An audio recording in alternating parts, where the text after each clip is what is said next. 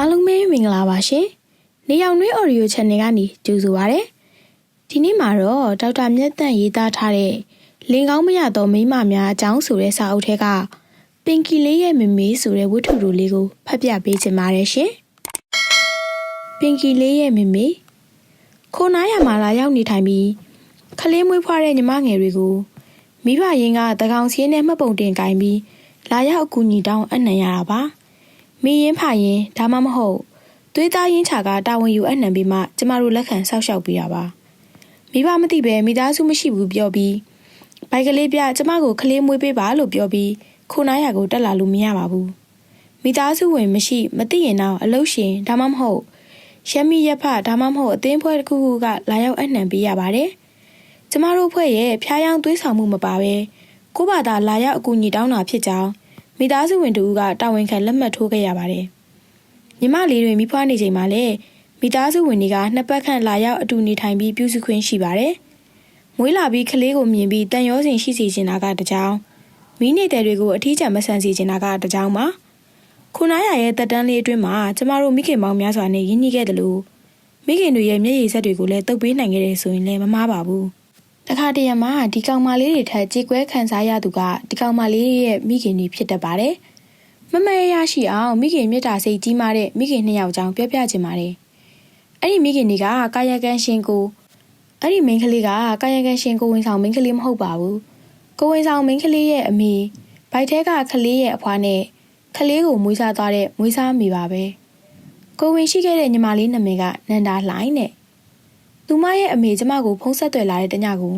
ကျမတဘွားလုံးမမေ့နိုင်အောင်ထူးခြားခဲ့ပါတယ်။ဝင်လာတဲ့ဖုံးကနိုင်ငံခြားကဖြစ်တဲ့အတွက်ကျမရဲ့အမဖြစ်သူလို့ထင်ပြီးဝမ်းသာအားရထူးခဲ့ပါတယ်။ဟယ်လိုဆရာမဒေါက်တာမြတ်တန်လားရှင်။ဟုတ်ကဲ့ပါပြောပါ။ဆရာမတို့စီမှာခလေးလာမွေးလို့ရတယ်ဆိုတာဟုတ်လား။သိချင်လို့ပါ။အတန်ကတော့အသက်ငယ်မိန်းကလေးတန်မျိုးမဟုတ်။ရှင်ဟုတ်ကဲ့အမခင်မွန်းတယ်မရှိတဲ့ခင်မွန်းတယ်ကအတိမတ်မပြူတဲ့ကိုဝင်ဆောင်မိန်းကလေးတွေဆိုရင်ကျမတို့ဆောက်ရှောက်ပေးပါတယ်။လာမွေးလို့ရပါတယ်။ဘယ်သူများမွေးချင်တာလဲအမ။ကျမရဲ့သမီးလေးပါ။အတန်ကဝမ်းနေမှုနဲ့ဖျားခတ်နေရကြောက်နေစင်းတုံဝင်သွားပါတယ်။အမရဲ့သမီးကအသက်ဘယ်လောက်ရှိပြီလဲအမကိုဝင်ရောဘယ်နှလားရှိပြီလဲ။ကျမရဲ့သမီးလေးကအသက်20ပါရှင့်။မြကြီးနားတက္ကသိုလ်မှာဒုတိယနှစ်တက်နေပါတယ်။ကိုဝင်ကတော့8လတောင်ရှိတော့မယ်။မိခင်ဖြစ်သူဟာတိုင်းရင်းသားအတန်ဝဲဝဲလေးနဲ့ပဲမြအပြောဆိုကယဉ်ကျေးပြီးပညာတတ်ဆန်ပါတယ်။အော်ဒုတိယနှစ်ကျောင်းသူကိုအမတို့ကအခုမြကြီးနားကနေဆက်နေရလား။မဟုတ်ဘူးရှင်မန်ရှိမှာပါတရုတ်ပြည်ကဆက်တာပါ။ရှင်ကိုဝင်ရှိလာနဲ့ဘလို့ဖြစ်ပြီးတရုတ်ပြည်ထိရောက်နေရလဲအမဆီယမကိုပုံပွင့်လင်းလင်းပဲပြောပြီးအကူညီတောင်းပြစီကျမတို့သားမီးတရုတ်ပြည်ကိုခလေးဖြတ်ချဖို့တက်လာကြတာရှင်ဘလို့တရုတ်ပြည်ထိခလေးသွားဖြတ်ကြတယ်ဆီယမကျမတို့သားမီးကအမေတခုသမီးတခုပါကျမကတရုတ်ပြည်မှာအလုပ်လုပ်ပြီးသမီးကမြကြီးနားကသူ့တော်ရီအိမ်မှာနေပြီးကြောင်းတက်ပါတယ်အခုကျမရဲ့အမတွေကနေသမီးမှာကိုဝင်ရှိနေတဲ့အမြန်ပြန်လာဆိုလို့ကျမတရုတ်ပြည်ကနေကမန်းကရန်ပြန်ဆင်းလာခဲ့ပါတယ်သူကြီးစားဆိုတဲ့ကောင်ကိုလည်းကျမသွားတွေ့ပြီးပါပြီ။အဲ့ဒီကောင်ကလည်းရှိုက်တန်တဲ့သူအတန်တိမ်ဝင်သွားတယ်။သူမစကားတောင်ဆက်မပြောနိုင်တော့ပါ။ခဏနေမှအတန်ပြန်ကြားရတယ်။ဆီယမကျမတို့ဒီကလေးကိုဘလို့မှမွေးဖို့မဖြစ်နိုင်လို့ကျမသမီးကိုဆွဲပြီးမန်ရှိကိုတက်လာတာ။ဒီမှာကလေးဖြတ်ချပေးမလို့အခုအဲ့ဒီကလေးဖြတ်ချတဲ့အိမ်ကိုရောက်တော့ကိုဝင်က8လနားတောင်ကတ်နေပြီတဲ့အတော်ရင့်နေပြီမို့ဖြတ်ချရင်အမိဘအသက်အန္တရာယ်ရှိရဲ့တဲ့နောက်ထပ်ကလေးမွေးလို့မရရလေဖြစ်နိုင်နေဆိုတာကိုတီးနားလေကြောင်လက်မှတ်ထိုးပါလို့တောင်းပါတယ်။ကျမရဲ့နားတဲ့ Rick Concern ဆိုတဲ့စကားကျမနားတဲ့သတိထားစရာအနေနဲ့ဝင်လာပါတယ်။အသက်အန္တရာယ်ရှိမှန်းသိရတဲ့ခွဲစိတ်မှုပြုဖို့သဘောတူကြောင်းလက်မှတ်ပါ။ဒါဆိုဒီမျိုးသမီးဟာသူကိုယ်တိုင်ပညာတတ်ဒါမှမဟုတ်ပညာတတ်အတိုင်းဝိုင်းကပေါက်ဖွားသူဖြစ်လိမ့်မယ်။သူသမီးကိုလည်းအတော်ချစ်ပုံရတယ်။အော်သူ့ရင်သွေးမှသူ့ရင်သွေးရဲ့ဘဝနဲ့ချက်ကိုထောက်ထားခဲ့တင်မှုဆိုနဲ့မြင်းရင်ဖြစ်သူကိုတတ်ဖို့ကြိုးစားနေခဲ့ပြီဆိုတာကိုသူမသတိမှထားမိလေစားအဲ့ဒါနဲ့သမီးလေးအသက်အန္တရာယ်ဖြစ်မှာဆိုလို့ဖျက်ချဖို့မဝင့်ရဲ့မွေးဖို့လည်းဘလို့မှမဖြစ်နိုင်လို့တာမီနီယာဒုက္ခရောက်နေတော့ဒီအိမ်မှာတွေ့တဲ့မြန်မာတယောက်က Facebook ကနေဆီယာမတို့အဖွဲ့ကိုပြပေးပြီးအဲ့ဒီမှာသွားမွေးပါလား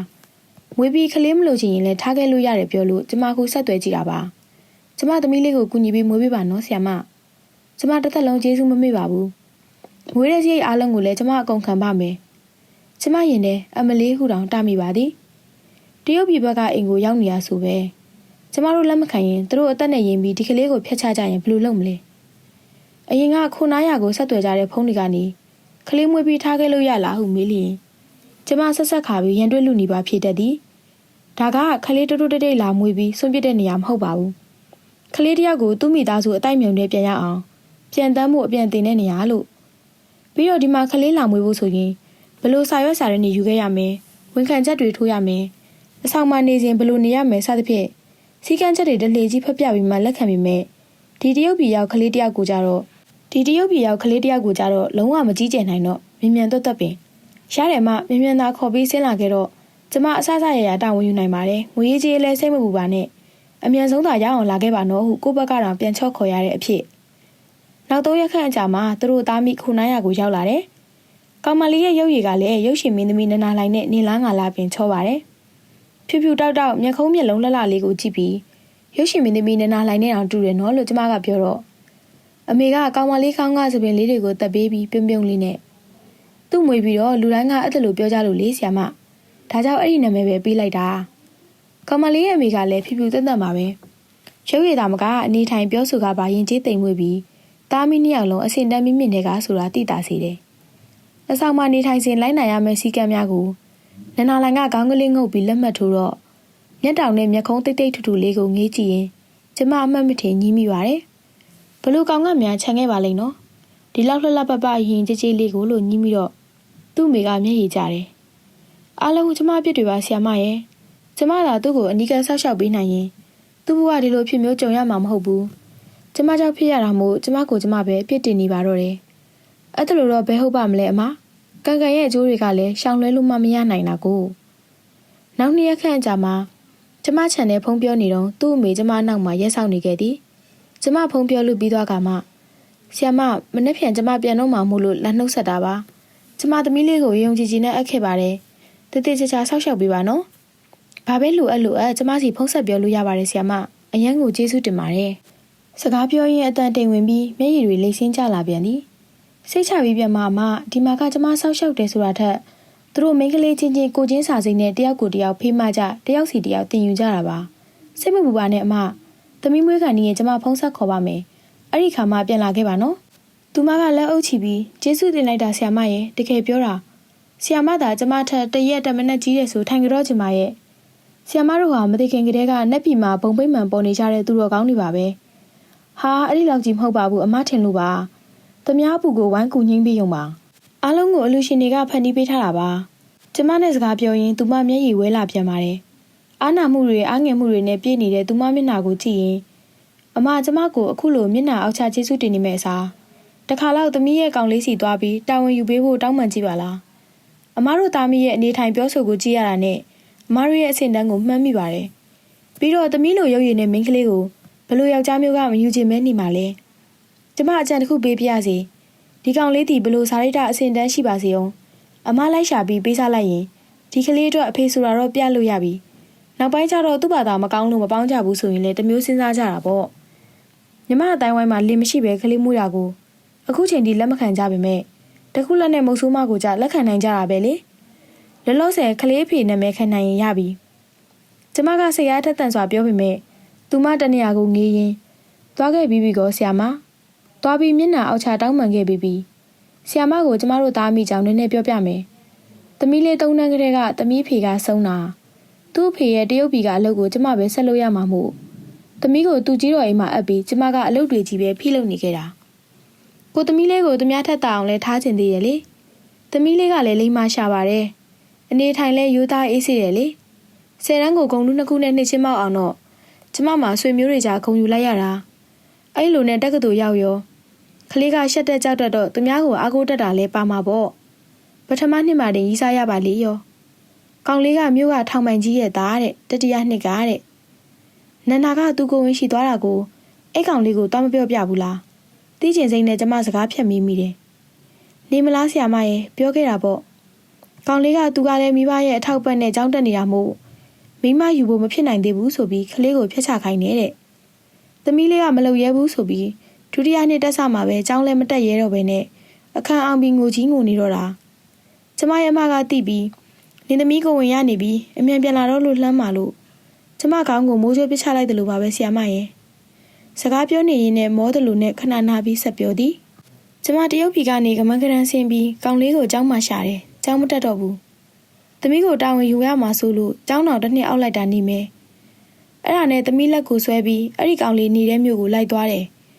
လက်ကိုကမ်းမှတဲပြီးဖုန်းနဲ့ဆက်သွယ်ပြီးခေါ်တာ2ရက်လုံးဝအတွေ့မခံဘူးမတက်နိုင်ဘူးဆိုပြီးကောင်လေးအိမ်မော်ထီကိုတွားတွေ့လိုက်ရတာသူမစကားပြောနေတော့သူမရဲ့ဟန်ပန်ကိုလေးလာကြည့်မိသည်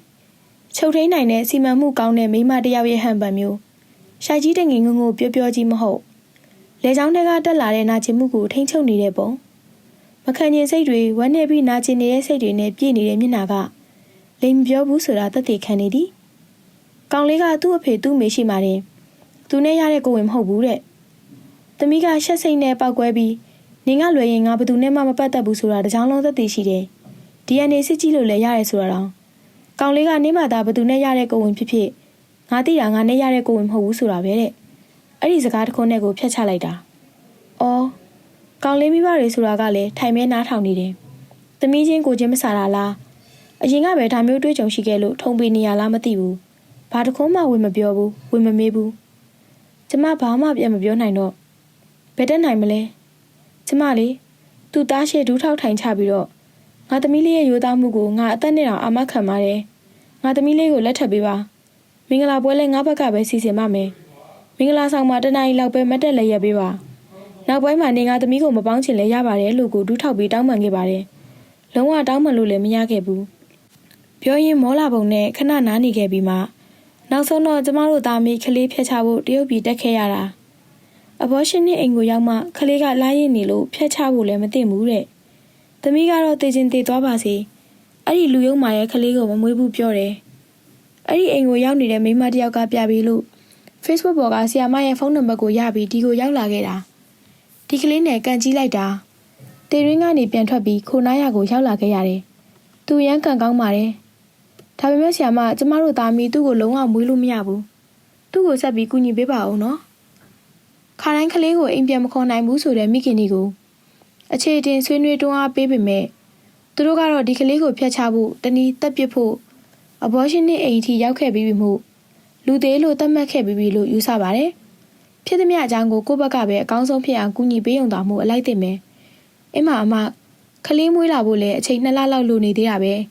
ဒီကြားထဲကျမတို့သွေးအေးနဲ့စဉ်းစားပြီးရင်အဖြေတစ်ခုကိုတူတူရှာတွေ့နိုင်ပါသေးတယ်အခုတော့နားလိုက်ပါအောင်အမရဲ့ပုံစံကလူပင်ပန်းစိတ်ပင်ပန်းတာအပြင်ခရီးတွေကလည်းပန်းတာကြောင့်နွမ်းဖက်နေတာပဲ Good night သူတို့သားမိနှစ်ယောက်အိယာဝင်သွားပြီမဲ့အိမ်မပြောနိုင်သေးတဲ့ကျမဒီအဖြစ်အပျက်ကို Facebook မှာရေးပြီးတင်ပေးခဲ့ပါတယ်တက္ကသိုလ်ကျောင်းသားချင်းကြိုက်ကြပေမဲ့စိတ်အလိုလိုက်လွန်ရင်ဒီလိုဖြစ်တတ်တယ်ဆိုတဲ့အကြောင်းကိုပညာပေးအနေနဲ့ပါနောက်3ရက်ခန့်မှာကျမစီကိုဖုန်းတစ်ခုဝင်လာပါတယ်ဟယ်လိုဒေါက်တာမြတ်တန်လားရှင်ဟုတ်ကဲ့ပြောပါဟုတ်ကဲ့အမကျမနာမည်ဒေါ်စိုးဝေမြပါနေပြည်တော် International Organization ကဥပဒေအကြံပေးရှိနေပါအမပြီးခဲ့တဲ့ရက်ပိုင်းက Facebook ပေါ်မှာအမတင်ခဲ့တဲ့ post လေးတစ်ခုဖတ်မိလို့ပါအဲ့ဒီ post တွေကတရုတ်ပြည်မှာကလေးသွားဖြတ်တယ်ဆိုတဲ့ကောင်မလေးအခုဆီယာမတို့ကေဟာကိုရောက်ပြီလားရှင်ဟုတ်ကဲ့ရောက်ပါပြီဘာဖြစ်လို့လဲမသိဘူးကျမစိတ်ထဲကတော့ဟိုကောင်လေးဘက်ကများမှားမှန်းသိလို့ပြန်ဆက်တွေ့တာလားပေါ့ဒါပေမဲ့သူကဆီယာမအဲ့ဒီကောင်မလေးလေတရုတ်ပြည်ထိကလေးသွားဖြတ်ဖို့ကြိုးစားခဲ့တယ်ဆိုတော့အခုရောဆီယာမတို့စီမှာကလေးမွေးပြီးရင်ကလေးကိုထားခဲ့မှာလားယင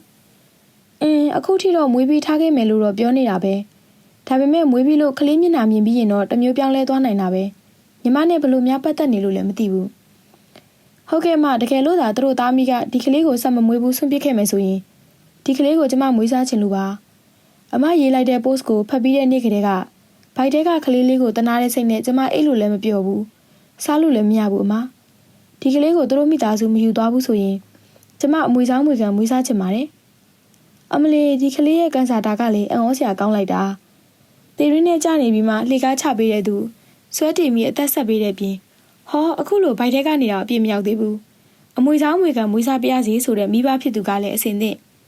လောကကြီးကိုခက်ခက်ခဲခဲဝင်လာခဲ့ပေမဲ့ရေကန်အသင့်ကြအသင့်ဆိုတဲ့ကံကြမ္မာမျိုးနဲ့ကလေးပါတကားတကယ်ပဲကလေးမွေးစားခြင်းနဲ့ဆိုရင်ညီမတို့လင်မယားအကြောင်းအရင်ပြောပြပါလားဟုတ်ကဲ့အမညီမနာမည်ကဒေါ်စိုးဝေမြပါနေပြည်တော်မှာရုံးဆိုင်တဲ့ International Organization ကဥပဒေအရာရှိပါညီမအမျိုးသားကရဲမှုပါကရားပြည်နယ်မှာတာဝန်ကျနေပါတယ်ညီမတို့အိမ်အောင်တက်က10နှစ်ရှိပြီအမဒါ ဒါပေမဲ့ညီမရဲ့တဲ့အိမ်မှာအလုံးလေးရှိလို့ကလေးမရဘူးအသက်လဲ35ကျော်လာပြီဆိုတော့ကလေးရဖို့လဲခက်လာပြီမို့ကလေးမွေးစားရင်ကောင်းမယ်လို့တွေးနေရကြပြီအခုတော့အမတင်လိုက်တဲ့ post လေးကိုဖတ်ပြီးဘိုက်တဲကကလေးလေးကိုတနာပြီးညီမအိတ်လို့စားလို့ကိုမရဘူးဖြစ်နေတာအကယ်၍သူ့မိသားစုကအဲ့ဒီကလေးကိုမယူဘူးမမွေးဘူးဆိုရင်ညီမတို့လင်မယားကတရားဝင်အမွေစားအမွေခံအနေနဲ့မွေးစားချင်ပါတယ်အမစိတ်မရှိပါနဲ့နော်ညီမရဲ့ကိုရေးချက်လက်တွေကိုအမစီအီးမေးလ်ပို့ပေးပါလားပြီးတော့တခါတည်းတောင်းပန်ထားချင်တာကဒီအချက်လက်တွေမှန်မှန်ကိုအမတို့စုံစမ်းပါမယ်စုံစမ်းပြီးရနဲ့လက်ခံနိုင်ရပါမယ်ဟုတ်တာပေါ့အမရပါတယ်အော်အမအိုဂျီပါမောက်ခဒေါ်ရင်ကြီးကိုသိလာရင်ဟုတ်ကဲ့သိပါတယ်အမရဲ့ဆရာအရင်ပါပဲအန်တီကကျမရဲ့အတော်ရင်းမဲ့အမကျမပေးတဲ့ data တွေမှန်အန်တီကိုမေးကြည့်ရင်တော့ရပါတယ်ညီမလည်းရန်ကုန်ကိုဆင်းလာပြီးအမကိုလည်းလာတွေ့ပါအောင်မယ်ကျေးဇူးပြုပြီးလောလောဆယ်တော့ကလေးမေကိုသာပြောထားပေးပါအမကြီးသူဒီကလေးကိုမမွေးချင်တော့ဘူးမှန်ရင်ကျမကိုတရားဝင်မွေးစားခွင့်ပေးပါလို့ကျမရင်းနေတောင်ခုန်လာတယ်ကလေးလေးရေမင်းကန်ကောင်းလာပြီဟုတ်ကဲ့ညီမအမပြောထားပေးပါမယ်ဒါပေမဲ့တိုက်တွန်းပေးမှာတော့မဟုတ်ဘူးနော်ကောင်မလေးနဲ့သူ့မိကိုထပ်စဉ်းစားခိုင်းပြီးအကယ်၍သူတို့ကပေးမယ်ဆိုတဲ့အဖြေပဲပေးတယ်ဆိုရင်တော့ညီမနဲ့တိုက်ရိုက်မိတ်ဆက်ပေးပါမယ်ဟုတ်ကဲ့ပါအမအကယ်၍ပေးမယ်ဆိုတဲ့အဖြေထွက်ရင်ကျမတို့လင်မယားအတွက်ဝမ်းသာစရာပါမပေးဘူးသူတို့ပဲဆက်မွေးမယ်ဆိုရင်လည်းဘိုက်တဲကကလေးအတွက်ဝမ်းသာပေးပါမယ်အမရှေ့နေပြီးစကားကလည်းတက်စိတ်ကောင်းကလည်းရှိတော့စကားပြောလို့အဆင်ပြေလိုက်တာဖုံးချပြီးတော့နနာလှိုင်ကိုတမ်းမပြောသေးပဲတက်လာလောက်အချိန်ဆွဲထားလိုက်ပါတယ်တကယ်ကသွေးဆူတော့မှကလေးကိုဆုံးပြစ်ချင်တယ်ဆိုပေမဲ့သွေးအေးသွားတဲ့အခါပြန်လိုချင်စိတ်များပေါ်လာမလားဆိုတဲ့မျှော်လင့်ချက်နဲ့လွတ်ထားပေးရဆိုရင်ပုံမှန်ပါတယ်နနာလှိုင်ဆိုသည့်ကလေးမလေးကလည်းရုပ်ရည်ရောပြောဆိုနေထိုင်မှာအဆင့်တန်းရှိသည့်မိသားစုကမွေးဖွားကြီးပြင်းခဲ့တာသိတာတယ်အေးဆေးတယ်စီကန်းရှိတယ်ကုညီတတ်တယ်သူမရဲ့အသုံးဆောင်ပစ္စည်းလေးတွေအားလုံးကအထက်တန်းကျပေမဲ့မမောက်မာတတ်အားလုံးကိုတင်တင်မွေ့မွေ့နဲ့ရင်ကြီးကြီးဆက်ဆံသွားတယ်သူမရဲ့ရင်သွေးလေးအတွက်ကလေးဝဲအင်ကြီးတေးသေးလေးတွေကိုလက်ချုပ်နဲ့ချုပ်ရင်မင်းရင်သွေးလို့ကိုဝင်ဆောင်စာအုပ်တွေကိုဖတ်ရင်အချိန်ကုန်နေတတ်တော့သူမဒီကလေးကိုတန်ရုံးစင်တွေ့လာပြီလို့ကျမမျှော်လင့်နေပါသေးတယ်ခိုနားရကိုရောက်ပြီး2လခန့်အကြာမှာနနာလိုင်ကိုခေါ်ပြီးကလေးမွေးပြီးရင်ပြန်ခေါ်သွားမှလားခြံရိတ်ခဲ့မှလားလို့မေးဖြစ်တယ်သူမကတေချာတွေးဟန်ပြုပြီးမှအမေကိုပဲမေးကြည့်ရမှာဆရာမလို့ဖြေသည်နောက်နေ့မနေ့မှညှိုးငယ်စွာနဲ့အမေကခေါ်ခဲ့လို့ဘလို့မှမရနိုင်ဘူးတဲ့ဆရာမထားခဲ့မှဖြစ်မယ်လို့ပြောတယ်အင်းလေဘယ်တက်နိုင်မလဲအဲ့ဒါဆိုရင်လေသမီးရဲ့အမေကိုရန်ကုန်ခဏဆင်းလာခဲ့ပါအောင်လို့ကလေးကိုမွေးစားခြင်းနဲ့မိဘတွေနဲ့တွေ့ပေးမလို့ဆီယာမကမှားနေရလို့ပြောလိုက်ပါသမီးရေနေပြည်တော်ကဒေါ်စိုးဝေများစီကိုကျမဖုန်းခေါ်လိုက်တော့ဟိုဘက်ကအတိုင်းထက်လုံဝမ်းသာနေတဲ့အတန်နဲ့ပြန်ဖြေသည်အမပြန်ထူးသည့်လေတံကဟယ်လိုလို့မဟုတ်လေးလေးပေပေနဲ့ရင်းရင်းနှီးနှီးနိုင်လွန်းသည်ညီမလေးအမဖုန်းကိုမျှော်နေရကြားလာပြီးဖုန်းထက်ခေါ်ပြီးမေးဖို့ကြတော့လေသူများပိုက်တွေကကလေးကိုလောဘတက်နေရလို့ထင်မှလဲစိုးတာရောအမပြောသလိုသွေးအေးသွားတဲ့အခါသူ့အမေကဆက်မွေးချင်တဲ့စိတ်ပြန်ပေါ်လို့ဖုန်းပြန်မဆက်တာပဲနေမဲလို့ဆိုပြီးတွေးတာရောကြောင့်ကလေးလေးနေကောင်းကျန်းမာဖို့ပဲမြစ်တာတွေပို့ပြီးနေရတာအခုရောဘာထူးသေးလဲရင်ကောင်မလေးကရောသူ့မိကရောဒီကလေးကိုပေးပါမယ်တဲ့အဲ့ဒါကြောင့်ညီမတို့လင်မယားလိုအပ်တဲ့စာရွက်စာတမ်းတွေယူပြီးသူတို့သားမီးနဲ့လာတွေ့ပါလားတန်လွင်မှာတွေ့ဖို့အမချိန်ပေးပါမယ်အမစကားဆက်မပြောတော့ပဲရှိုက်တန်တွေသာကြားရတော့သည်ညီမသိနေတဲ့အမအဲ့ဒါသူများပိုက်ထဲရောက်နေတဲ့ညီမရဲ့ကလေးဆိုတာရှင်ထဲကနေအလိုလိုသိနေခဲ့တာနေတိုင်းမြစ်တာတော့ရွတ်ပေးပြီးမြစ်တာတွေပို့ပေးနေခဲ့တာကလေးရေမမီဒီမှာနော်မမီစီကိုလာခဲ့နော်ဆိုပြီးတတိယတိုင်းလှမ်းခေါ်နေခဲ့တာဒါပေမဲ့ခုလိုကြတော့သူ့မေရင်ကတကယ်ဆုံးပြစ်တာခံလိုက်ရပြီဆိုတော့ဝမ်းသာရမယ်စာဝမ်းနေနေပြန်ရောအမရဲ့ဝမ်းနဲ့လွယ်မှမိခင်စိတ်ထားနိုင်မှာမို့လားဝမ်းနဲ့မလွယ်ထားပေမဲ့မိခင်တယောက်ရဲ့မြစ်တာစိတ်ရှိသူလေးပါလားရှိုက်နေတဲ့သူမကိုနှစ်သိမ့်ပေးဖို့အိမ်မောင်ညီမရဲ့မြစ်တာမှန်လို့ညီမလေးကန်ကောင်းပါပါခလေးမေလေးကတအားချော့တာခလေးလေးကလည်းလှမှာဒါပေမဲ့ခလေးကမိန်းကလေးနော်ညီမတို့မိန်းကလေးလိုချင်ရလားယင်တချို့သောခလေးမွေးစားခြင်းတဲ့သူတွေဟာယောက်ျားလေးမှမိန်းကလေးမှဖြူမညိုမစသဖြင့်ကြီးမြတ်တတ်တာမို့ကျမမေးလိုက်တာပါဒီအမေကတော့စိတ်သာချအမှဒီကလေးကိုညီမရဲ့ရင်သွေးလို့သတ်မှတ်ထားတဲ့အတွက်ယောက်ျားလေးဖြစ်စေမိန်းကလေးဖြစ်စေဖြူဖြူမဲမဲဘာရုပ်ထွက်ထွက်အိုးနောက်ဆုံးဘလို့ယောဂပါပါညီမရဲ့ကလေးမညီမမွေးမှာပါအမဖွားရဲ့လွဲပါစေငါသမီးလေးရွှေစင်ရုပ်လေးလို့ပြေဆုံးပါစေချောပါစေဟီဟီဒီအမေရဲ့မြတ်တာကိုလည်းကျမစက်သီးနောင်ထားမိပါရဲ့သူ့ဖေခွင့်ရတာနဲ့ညီမတို့ဆင်းလာမယ်အမကြီးသူတို့နဲ့လာတွေ့မယ်ကျေးဇူးတအားတင်နေနော်အမညီမသူ့ဖေစီကိုဖုံးဆက်ပြောလိုက်အောင်မယ်အမကြီးစကားတော်တော်ဖြတ်ရင်းနဲ့ဖုံးချသွားပါတယ် အော်ရဲမှုလဲချက်ချင်းကိုသူ့ဖေဖြစ်ယာရုတိုးသွားပါရောလားတိတ်မကြခင်မှာပဲရဲမှုနဲ့အတူသူမရောက်လာလို့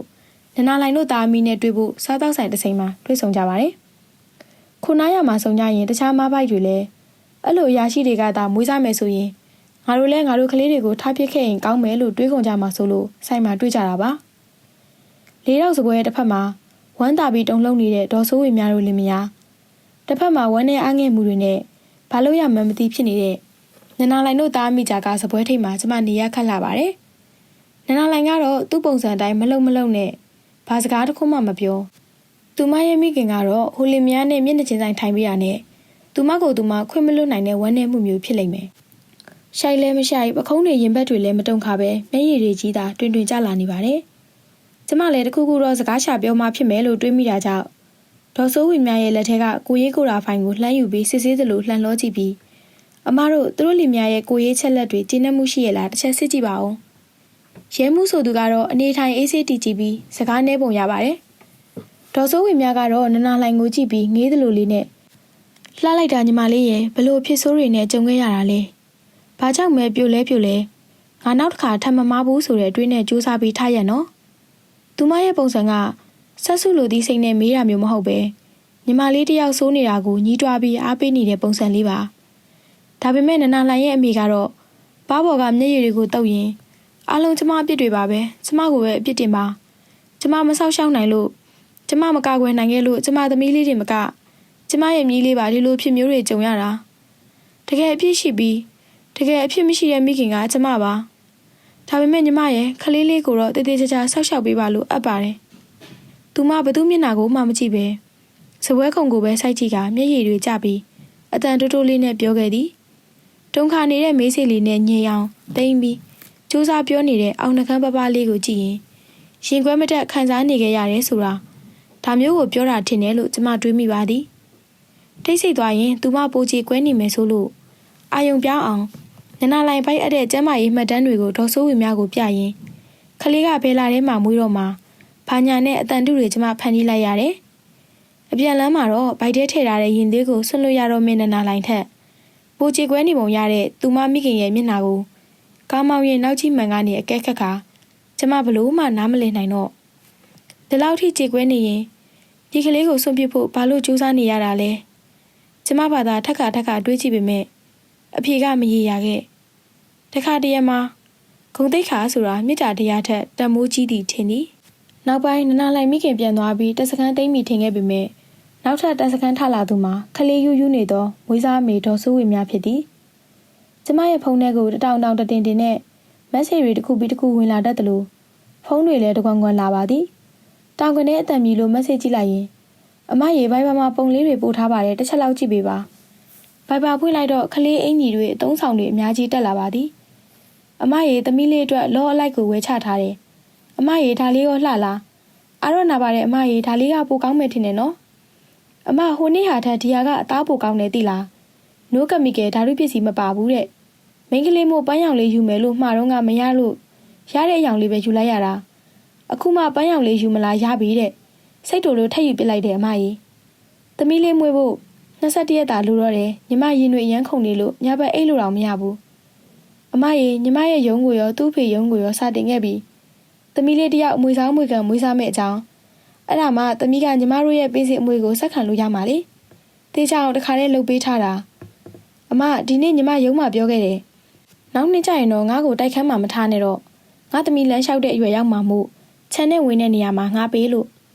အမလေးလေးဟူတာတကျင်လောက်တနေ့သူ့သမီးအကြောင်းတရားနာရသည်ခလေးယူဆိုတဲ့စကားကိုရှေ့လူကြီးတွေအလကားပြောခဲ့ကြတာမှမဟုတ်တာ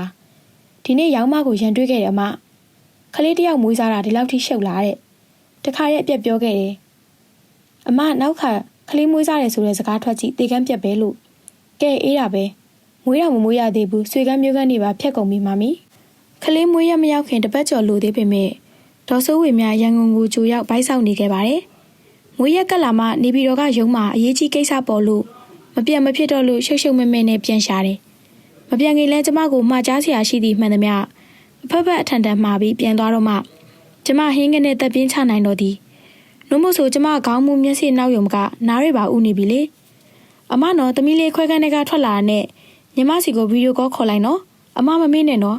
အေးပါဟဲလုံးဝမမေ့ပါဘူးမျောနေသူအမျောကြီးမျောနေခဲ့ပေမဲ့နနာလိုင်ကလည်းမွေးရရောက်သည့်ဒီပိုက်မနာခဲ့မွေးရကြော်သွားလို့ဆေးရုံတက်ပြီးဘိုက်ခွဲမွေးခဲ့ရတာပါအတိုင်းထက်လို့တာဝန်ကြီးတဲ့မိခင်ရဲ့ဂရုစိုက်မှုကြောင့်ခွဲခန်းပေါက်ဝရောက်တဲ့အထိအားငယ်ပုံလုံးဝမပေါက်ခဲ့ပါဘူးခွဲခန်းမဝင်မီခွဲခန်းပေါက်ဝမှာစောင့်နေကြတဲ့အချိန်မှာတော့မိခင်လှုပ်သူကသူ့သမီးလက်ဖွားကိုလက်နှစ်ဖက်နဲ့ဆုပ်ကင်ပြီးတိုင်းရင်းသားဘာသာစကားလေးတန်အေးအေးလေးနဲ့အားပေးနေခဲ့ပါသည်ဒေါ်စိုးဝေများကလည်းဗီဒီယိုကောခေါ်ပြီးအားပေးပါသေးသည်နနာလိုင်ခွဲခန်းဝင်နေတော့ကျမနဲ့သူ့မိနှစ်ယောက်ခွဲခန်းဘက်ကိုကြည့်ပြီးကျမလည်းမေတ္တာတုတ်တွေရွတ်သူမလည်းဘာတွေရွတ်ဖတ်နေကြလဲမသိရွတ်ဖတ်နေခဲ့ကြပါတယ်နိုင်ဝက်လောက်ကြာတော့ခွဲခန်းပေါက်ဝကတကားပွင့်လာပြီးဝေကိစ္စကလေးလေးကိုချီထားတဲ့ဝန်ထမ်းတစ်ယောက်ကအော်ခေါ်လိုက်ပါတယ်နနာလိုင်အိမ်ကကလေးထွက်ပြီးသူ့အမေနဲ့ကျမကလေးစီပြေးသွားမတက်နဲ့ရောက်လာတဲ့အခါသူ့အမေကဆေးရုံဝန်ထမ်းလက်ထဲကကလေးကိုလူယူနီးပါးပုံစံနဲ့ပွေ့ချီလိုက်ပါသည်တင်းငိမ်လုံးနဲ့ချုပ်တီးနိုင်တဲ့သူမှဒီတခါတော့ပွင့်ထွက်တဲ့ခေါ်ရမယ့်ပုံစံမှာသူမလက်ထဲပွေထားတဲ့ကလေးလေးကိုကျမကြည့်လိုက်တော့လေကလေးကဝိုးကနေအော်မိအောင်လှတာပါတကယ်ဖွင့်ဖွင့်ထားထားပန်းနုရောင်မင်းသမီးကလေးတစ်ပါးပါပဲကျမတို့ခုနိုင်ရမှာမွေးခဲ့တဲ့ကလေးတွေထဲမှာဒီကလေးအလှဆုံးပါလှလိုက်တာဆိုပြီးဂုံတက်နေစီမှာပဲဖုံးဝင်လာပါတယ်နေပြည်တော်ကမွေးစားအမိပေါ့ဗီဒီယိုကောကိုဖွင့်ပြီးမွေးပါပြီးဒေါ်စိုးဝေမြရေယူပေရောဒီမှာရှင်သမီးလှမလှဆိုပြီးကလေးဘက်ကိုရိုက်ပြလိုက်ပါသည်ဟိုဘက်ကယုံတက်နေသည့်အမိကဝမ်းသာအားရမွေးစားကလေးကိုငိုတန်ကြီးနဲ့လက်ပြပြီးနှုတ်ဆက်လိုက်ပါသည်သမီးရေမမီဒီမှာမမီကိုယ်တိုင်လာမဆောင်နိုင်တာကိုစိတ်မကောက်နဲ့1 minuteနဲ့နော်ပြီးတော့စီးကြတဲ့မျက်ရည်ကိုတုပ်ပစ်ပြီးထောက်ော်ပါတော့တယ် Hey Steven Winnie ဆွေးဆွေးခုံမတက်ကြိုးဆိုလိုက်တဲ့မွေးစားအမိသူမရဲ့နဘေးကပေါ်လာကြတဲ့လှုပ်ဖော်ကင်ဘတ်နိုင်ငံသားတွေနဲ့ဝမ်းသာအားရမျက်နှာတွေဟိုးဝါစတဲ့အာမေတိတ်တန်ပေါင်းစုံနဲ့အော်ဟေးကြိုးဆိုပုံများတကယ်နဲ့သမီးလေးတစ်ပါးကောင်းကင်ကဆင်းသက်လာလို့ပျော်နေကြသလိုပါပဲကျမကိုဒေါ်စိုးဝေများပြောဖို့ပါသည်သူတို့ရုံးကသူတို့ဆက်ရှင်မှာသူတယောက်တည်းမြတ်မှာကြံသူအလုံးကနိုင်ငံသားဆိုတော့ရင်ခွင်မဲ့ဖြစ်တော့မဲ့ကလေးတယောက်ကိုပြုစုပြောထောင်မဲ့သူကိုကောင်းချီးပေးကြမိဘမဖြစ်တော့တဲ့ကလေးအတွက်ပျော်ပေးလိုက်ကြလိမ့်မှာပေါ့လာချင်းကောင်းလိုက်တာကလေးရေလောကကြီးကမင်းကိုကြိုးဆိုပုံကကောင်းချင်းတွေမြိုင်ဆိုင်လိုက်တာလူပြူတယောက်ကနင်းကလေးကအံ့ဩစရာကောင်းလာအောင်လှလိုက်တဲ့ပန်းရောင်လူသားလေးပဲငါတို့ပင်ကီလို့ခေါ်ကြရအောင်ဆိုတော့ကျန်တဲ့လူတွေကဝိုင်းလက်ခုပ်တီးပြီးပင်ကီလို့ဝိုင်းအော်ခေါ်ကြပါတယ်အော်သမီးလေးနာမည်တော်ရလိုက်ပြီပဲသူတို့နဲ့အတူရောပြော့နေတဲ့ကျမလည်းဒီကလေးကိုပွေးချီထားတဲ့ဖွားရည်ဖြစ်သူကိုနောက်မှကြည့်လိုက်မိပါသည်ကလေးကိုပွေးလျက်ကမျက်နှာကိုတစ်ဖက်လှည့်ပြီးအတန်မထွက်နှက်ခမ်းသိမ်းပြီးမျက်ရည်မူတွေရွာနေခဲ့တာပါမွေးစားအမေနဲ့အတူပျော်လိုက်နေတဲ့ကျမလည်းကိုရှိန်တက်မိပြီးဒီဘက်ကဖွားရည်ကိုနှစ်သိမ့်ပေးဖို့တတိယလိုက်ပါသည်သူမရဲ့ပခုံးကိုနှစ်သိမ့်ပေးလို့မှုနဲ့ပုတ်ပေးပြီးဖုန်းထဲကအပျော်လူသားတွေကိုညီမရေကလေးကိုဟိုဘက်ဆောင်မှာကာကွယ်ဆေးသွားထိုးရအောင်ပါမို့နောက်မှတွေ့မယ်နော်ဟုတ်အမဟုတ်ကဲ့ကျမသမီးလေးကိုအကောင်းဆုံးဖြစ်အောင်လုပ်ပေးပါနော်အမပတ်စံလဲသုံးပါနော်ညီမအားလုံးပြန်ပေးပါမယ်ဒီလိုပြောလို့လဲစိတ်မရှိပါနဲ့နော်အမသမီးရေမမီနားမှာမရှိတာကိုစိတ်မကောင်းနဲ့နော်မမီကိုခွင့်လွှတ်ပေးပါကလေးရေမမီမနေ့ဖြန်ညနေပြန်ရောက်မယ်နော်လက်ပြပြီး I love you honey I love you so much နော်သမီးသူမကိုသာဖုန်းနဲ့ဆက်ပြထားရင်ဒီမွေးစားကလေးကိုမှားတမ်းချွေနေတာမနေ့ဖြန်လဲပြီးမှမဟုတ်လို့ကျမဖုန်းပေးချလိုက်သည်ငိုနေတဲ့ဘွားရည်ဖြစ်သူကိုချော့ဖို့စကလုံးလဲရှာမတွေ့တာမို့နောက်ကျောကိုပုတ်ပြီးနန္နာလဲခုချိန်ထိခွဲလို့မပြီးသေးဘူးလားမသိဘူးကလေးကိုကျမစီပေးထားလေကျမချီထားပေးမယ်ရပါတယ်ဆရာမကျမမီးလေးကိုချီထားဖို့အခွင့်အရေးရတော့လေကျမချီထားပေးရစီကျမလိုအသုံးမကျတဲ့အဖွားနဲ့ကြုံခဲ့တာမို့သူဒီနေ့ဒီလိုမျိုးကြုံတွေ့ရတာဒါပေမဲ့သူကံကောင်းပါတယ်အမလောကကြီးကသူ့ကိုလှိုက်လိုက်လဲလဲကြိုးဆိုပြီးသူ့ကိုအားလုံးချစ်ခဲ့ကြတယ်ဆိုတာသူသိရင်သူပြောမှာပါဆရာမရေဆိုပြီးကျမပခုံးကိုမိပြီးသူငိုနေတော့မဲခွဲကန်းပေါဝါကနေအတန်ကြားလိုက်ပါသည်နာလိုင်ကလူနာဆောက်လူနာထွက်ပြီးဒီအတန်ကြားလိုက်တာနဲ့သတိအောင်ထားမိပုံမရပဲသူ့လက်ထဲချီထားတဲ့ကလေးကိုကျမရဲ့လက်ထဲချက်ချင်းထိုးထည့်ပြီးခွဲကန်းပေါဝါကိုဆွေကနေရောက်သွားပါတော့သည်အိုးတကယ်ပဲသမီးမျက်နှာသာကဘာထင်မဲ့မိခင်မျိုးပါပဲနာလိုင်ရဲ့ခေါင်းကစပင်းတွေကိုတက်ပေးပြီးသမီးလေးအရန်နာနေလားမမရှိရနော်မကြောက်နဲ့ဆိုပြီးနှစ်သိမ့်ပါတယ်ခုနကမြည်ချီထားတော့ငါဖြစ်တည်သည့်ငိုကြွေးဝမ်းနေခြင်းတွေဟာသူသမီးကိုမြင်လိုက်တာနဲ့စိုးရိမ်ပူပန်မှုတွေဖြစ်ပြောင်းလဲသွားပါသည်မိကိုမတနာနေနိုင်တော့ပါသမီးကိုနှစ်ဖူးလေးတက်ပေးလိုက်လက်ကလေးဆုပ်လိုက်ခြေချောင်းလေးတွေကိုနှွေးနေအောင်ဆုပ်ပေးလိုက်နဲ့ပြရခတ်နေရှာပါသည်သူသမီးတော့မှသူ့တော်ချစ်ရှာပါပဲကဘာမီးလောင်တားကောင်ချနေရတဲ့ကာလမှာသမီးဖြစ်သူရဲ့ဂုံတိတ်ခါကိုဆယ်ယူဖို့ကြိုးစားရင်းမြည်ဖြစ်သူကိုချနှင်းခဲ့ရပုံပဲဘလို့ပဲတွေ့အဘောရှင်နဲ့အိမ်တစ်ခေါက်အလဲရောက်ခဲ့ပြီးမှလောကကြီးတဲ့ကိုပင်ကီလေးလွတ်လွတ်ကျွတ်ကျွတ်ခြေချခွင့်ရတဲ့ဒီနေ့လေးဟာတကယ်မင်္ဂလာနေ့ပါပဲ နန္နာလိုင်ဆေးရုံကဆင်းလာပြီးနောက်ပိုင်းမှာလဲသူ့အမေကခိုနားရကိုအတူလိုက်နေပြီးသမီးဖြစ်သူကိုအိန္ဒြေရရနဲ့ပြုစုရှာပါသည်ဒီနေရာကအိန္ဒြေရရဆိုတဲ့စကားကိုကျမသုံးတာကအကြောင်းရှိပါတယ်တချို့သောအမေတွေလည်းသူတို့သမီးမွေးဖွားသည့်အခါခိုနားရမှာလာနေတာမျိုးရှိတတ်ပါသည်အဲ့ဒီအခါကျရင်သူတို့အဆအဆုံးမလုပ်နိုင်တဲ့အခိုက်အတန့်မှာကျမတို့ဘက်ကအတက်နိုင်ဆုံးကူညီနေရဲဆိုတာကိုမေ့သွားပြီးနောက်ထပ်လုပ်ပေးစီခြင်းတဲ့သဘောနဲ့အပြစ်တင်ပြောဆိုတတ်ကြပါသည်နန္နာလိုင်တို့သားမိကတော့အနေထိုင်ရောစိတ်ထားကိုကျမတို့မြင်အောင်ပြသွားကြပါသည်ခလေးမွေးပြီး3ရက်နေတော့နန္နာလိုင်ဆေးရုံကဆင်းလာပါသည်4ရက်မြောက်နေ့မှာမွေးစားအမေဒေါ်စိုးဝေမြသည်လဲပစ္စည်းတွေတပွေးတစ်ပိုင်းနဲ့ပြရခတ်ပြီးရောက်ချလာပါသည်နေပြည်တော်နဲ့ရန်ကုန်ကားစီးရင်4နာရီခရီးကိုကြာမှဆိုလို့လေရင်မြန်စီးကမှလေရင်နောက်ကျလေခြင်းလို့အပြစ်တင်လို့လည်းမဆုံးတော့ပါဘူးသူမကိုမြင်ကြတဲ့ကကျမမျက်စိနောက်တော့မီနားကြီးတော့မီဆိုတာသိလိုက်ပါသည်သမီးလေးရေပင်ကီအော်မမီသမီးလေးမမီကိုမကြည့်ဘူးစိတ်ကောက်နေရလားသမီးရဲ့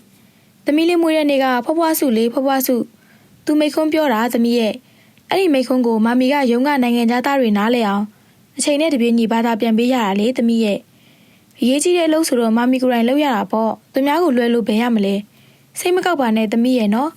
ဟောသမီးပြုံးတယ်အမရေသမီးလေးစိတ်ကောက်ပြေသွားပြီးအမလေးရှင်သမီးက9ရက်သားပါဟဲ့စစ်စစ်စားလေးပြောပါအောင်အမကလည်းသမီးမျက်လုံးကနားလဲသွားတဲ့ပုံလေးနဲ့ပြုံးသွားတာနော်နန္နာကတိမချထားတဲ့ကလေးပေးမှငုတ်တုတ်ထိုင်နေတဲ့နန္နာလိုင်ကိုပါစစ်ကူခေါ်လိုက်သေးသည်အယုံမလေးနန္နာလိုင်မှာရည်ချင်းစိတ်နဲ့ပြုံးလာသည်အေးပါဟုတ်ပါတယ်ဆက်ပြောကျမရည်ချင်းစိတ်နဲ့ကျမငေါ့ပြောလေးပြောလိုက်မိသည်ဒီမျိုးသမီးတွေလည်းယာရုကြီးကြီးတာဝန်ကြီးကြီးကိုပိုင်ပိုင်နိုင်စီမံနေတာဖြစ်ပေမဲ့ဒီကလေးနဲ့ကြတော့ယူတော့မယ်ထင်ခြံထဲမှာကျမပန်းပင်နေကြီးလောင်းနေတော့သမီးလေးရေမမီပြန်တော့မယ်တက်တာမနေ့ပြန်အစောကြီးပြန်လာမယ်သိလားသူသမီးကိုလည်းနှုတ်ဆက်ကျမကိုလည်းနှုတ်ဆက်ပြီးပြန်သွားသည်အပင်နေရေလောင်းပြီးအပေါ်ဓာတ်ကိုတက်မလို့နန္နာလိုင်တို့အခန်းရှိကဖြတ်တော့အခန်းထဲကိုတစ်ချက်ကလေးချောင်းကြည့်ဖြစ်သည်နန္နာလိုင်ကဂရီမော်မှာတင်မြင်ခွေထိုင်နေရင်သူရှေ့ချသိပ်ထားသောကလေးလေးကိုစိုက်ကြည့်နေသည်အိပ်ပျော်နေတဲ့ကလေးရဲ့လက်ပွားသေးသေးလေးထဲမှာသူမရဲ့လက်တန်းလေးထည့်ပေးပြီးကလေးကိုစုပ်ကန်ခိုင်းနိုင်ရင်ကမျက်ရည်တွေဝိုင်းနေခဲ့သည်ဒီပုံတိုင်းဆိုသူမကလေးကိုတွေ့တာလာပြီပေါ့ကလေးကသူမလက်ကိုစုပ်ကန်ထားစီခြင်းတဲ့သဘောခါတိုင်းဆိုရင်တော့ဒါမျိုးမြင်ကွင်းကိုကျမပီတိဖြစ်ပါလိမ့်မည်ဒါပေမဲ့အခုကရောက်ရက်ခတ်နေအောင်ချစ်နေတော့ဟိုမွေးစားမိခင်နဲ့မို့ဒီကလေးကိုမပေးတော့ဘူးဆိုရင်ဘယ်လိုလုပ်ကြမလို့ကျမတော့ပဲလော်ကြားမှာညှက်တဲ့စားဖြစ်သွားနိုင်တယ်ကျမအခန်းပေါက်ဝါကနေသမီးဘာဖြစ်လို့လဲလို့အတန်ပေးလိုက်တော့သူမဆက်ကနေတွန့်သွားသည်ဘာမှမဖြစ်ပါဘူးဆရာမကလေးလေးကပန်းနုရောင်ရုပ်ကလေးကြနေရပဲနော်သူနဲ့လိုက်မဲ့နာမည်ကိုစဉ်းစားနေတာစိတ်ထဲမှာရှာတော့မတွေ့ဘူးဒါပေမဲ့သမီးပေးဆရာမလိုဘူးထင်ပါတယ်နော်ဟိုအမေကပေးမှာပေါ့ပြောရင်ကမျက်လုံးနဲ့အိုင်နေတဲ့မျက်ရည်တွေပါးပြမောပေါက်ကနေကျလာခဲ့ပါသည်ပင်ကီလေးမွေးပြီး2ပတ်လောက်နေတဲ့အခါဒေါ်စိုးဝေမြကနေပြီးတော့ကိုပြန်ရမှာမို့ခလေးပါတကားလေးခေါ်သွားခြင်းလို့ခွင့်ပြုဖို့ကျမကိုခွင့်တောင်းသည်ကျမဘလို့မှခွင့်မပြုနိုင်ခလေးကိုမိခင်တို့တိုက်စီခြင်းသေးသည်မွေးစားမေဖြစ်သူကလည်းဒေါ်လာနဲ့လစာရတဲ့သူဖြစ်သည့်အပြင်သားသမီးစရိတ်ပါပေးတဲ့ရုံးမှမို့ကျမကိုစိတ်မပူပါနဲ့အမေရိကန်ဖြစ်အကောင်းစားနှုတ်မုတ်ကိုတိုက်မှာပါဟုပြောလေသည်မရဘူးညီမရေမိခင်တို့ဆိုတာဘလို့အကောင်းစားနှုတ်မုတ်မှမထည့်နိုင်တဲ့ခလေးတယောက်အတွက်ယောဂအကာကွယ်တဲ့ခုခံစွမ်းအားတွေပါတဲ့ခလေးအတွက်တမိုးဖြတ်လို့မရဘူးပြီးတော့မွေးတဲ့အမေအတွက်လည်းခန္ဓာကိုယ်ရဲ့ဇီဝပြောင်းလဲမှုတွေကိုဖြစ်ပေါ်စေတဲ့အတွက်အမေရောကလေးပါအရန်ကျိုးများတာမို့မိခင်တို့ကိုနောက်တစ်လလောက်တော့ပေးတိုက်လိုက်ပါအောင်နောက်တစ်လကြာမှပြန်လာခေါ်တော့ညီမသမီးလေးကိုမခွဲနိုင်တော့ဘူးအမအလုပ်ပါဟာအကြံရပြီဒီလိုလုပ်မိခင်တို့တိုက်ရအောင်နန္နာပါညီမတို့အိမ်မှာလိုက်နေလိုက်လေညီမတို့အိမ်မှာမိမသားတွေကြီးပဲတလားတန်သည်2လတန်သည်နိုးတိုက်ပြီးမှပြန်ပေါ့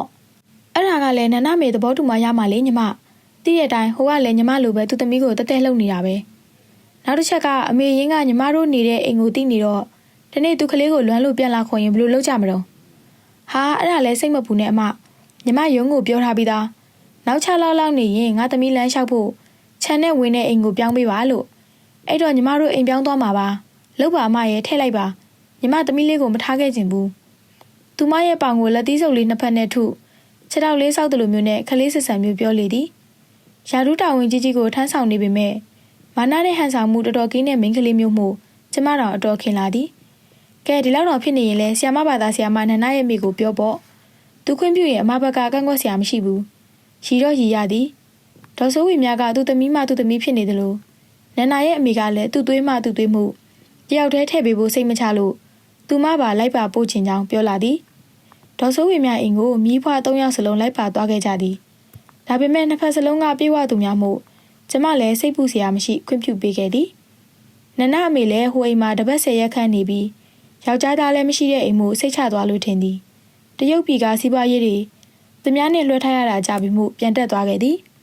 တညဒေါ်စိုးဝေမြဖုံးဆက်လာခဲ့သည်အမကိုညီမတိုင်ပင်စရာရှိလို့ခါတိုင်းဖုံးဆက်ရင်ဖုံးကင်တာနဲ့သူသမီးဘယ်လိုပဲကြောင်းသူ့အတန်ကိုမှတ်မိကြောင်းသူရုံးကပြန်လာရင်ပြောပြကြောင်းသူရုံးကနေဖုံးခေါ်လျင်လည်းပြုံးပြကြောင်းစသဖြင့်ရေပတ်မဝင်ဆိုတတ်ရာကနေဒီနေ့ကျလေးလေးနက်နက်ပြောလာတော့မှကျမမျက်မှောင်ကျုပ်သွားသည်ပြောလေဘာများလဲနနကောင်လေးပြန်ပေါ်လာပြီအမဘလို့ဟုတ်တယ်အမအိမ်မှာနေတဲ့သမီးရဲ့ရောင်မကပြောတာနေ့လယ်သမီးယုံသွားတဲ့ချိန်ဆိုဖုန်းတွေလာတယ်တဲ့နန္နာတော့အခုချိန်ထိပြန်လက်မခံနိုင်သေးပေမဲ့ငိုပြီးရန်တွေ့နေတော့မကြခင်ပြန်ပြေးလဲသွားနိုင်တယ်လေအဲ့ဒါနဲ့ညီမလည်းပြောင်းမဲဖွင့်မိလိုက်တယ်ဘယ်လိုလုပ်ကြမှာလဲပြန်တွဲကြပြန်ပေါင်းကြမှာလားလို့နန္နာကနေနဲ့ရတဲ့ကလေးလဲတများပေးပစ်လိုက်ပြီးနေနဲ့ငါပတ်သက်စရာလည်းမရှိတော့ဘူးလို့ပြောတော့ကောင်လေးကဘာပြန်ပြောရထင်လဲအမကျမအဖေကိုစိတ်ဝင်စားပြီးတတွေးတော်မျိုးချလိုက်ရသည်ကလေးကိုပေးပြီးဆိုရင်လဲသူတို့ကောင်းကောင်းမွန်မွန်မွေးစားထားစေခြင်းနဲ့ဆိုရင်ရှိစီတော့တဲ့နေနဲ့ငါပဲအရင်လိုချစ်ချစ်ခင်ခင်ပြန်နေရအောင်လို့ပြောတယ်တဲ့ဘာအဲ့ဒါဘာစကားလဲဟုတ်တယ်ညီမလည်းအဲ့ဒါလက်ထပ်ကြမယ်လို့ပြောရလားဆိုတော့လည်းမဟုတ်ဘူးတဲ့သူတို့ပြန်တွဲပြီးနောက်2နှစ်လောက်ကြာမှចောင်းပြီးမှလက်ထပ်ကြအောင်လို့ပြောတယ်တဲ့အမရဲ့အမလီပြောထွက်ပါအဲ့ဒါဆိုကလေးကိုပေးဖြစ်ပြီးလူကြီးပဲပြန်လာခဲ့2နှစ်တွင်ငါဆွဲစားလိုက်အောင်မယ်လို့ပြောတာနဲ့တူတူပဲပေါ့ကျမရင်ဘက်ကိုယ်တော်လက်နဲ့ဖိမိသည်ဟုတ်တယ်အမ